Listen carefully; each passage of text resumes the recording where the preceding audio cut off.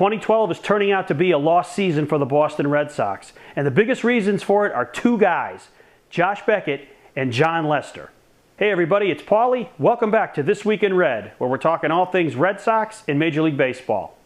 It comes down to this, Red Sox fans, as we evaluate the 2012 season and the rotten year the Red Sox have had so far, where they've just hovered around the 500 mark for almost two-thirds of the season and haven't been able to get out of their own way and haven't been able to put together a sustained winning streak at all. It's because their number one and number two starters, Josh Beckett and Jon Lester, have failed miserably this season.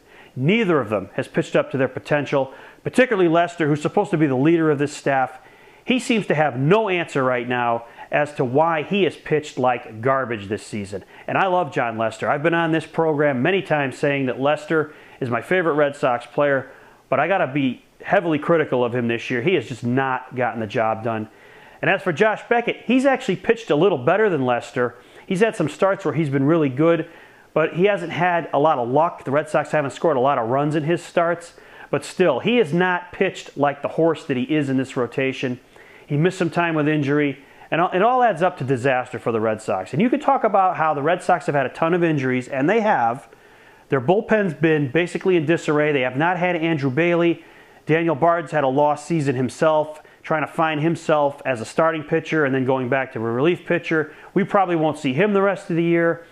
The lineup's been a little bit inconsistent. Yes, they're second in the league in runs, but they go through two droughts where they score 1-2 runs a game and then put up 14. That does not add up to consistency. But you could put all those things on the back burner, because the bottom line is, if Beckett and Lester, who are 13 and 23 overall in their two starts, that's the Red Sox record in the games that they've started this year, if you flip that to 23 and 13, guess what? The Red Sox are right there with the Yankees, challenging them for the division title, and probably they're in control of that first wild card. But Beckett and Lester haven't gotten it done, and the Red Sox have suffered as a result. And as a result, I would not go out and try to acquire another pitcher or another piece as the trade deadline approaches.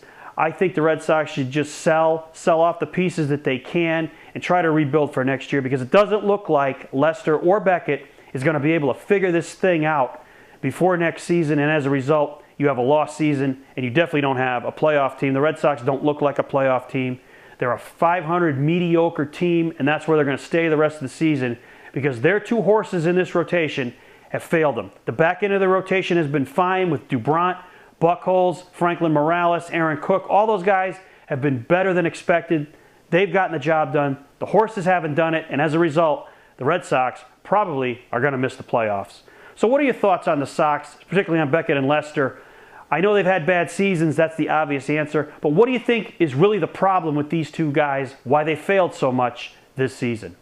Thanks for watching. Don't forget to subscribe and tell all your friends about This Week in Red.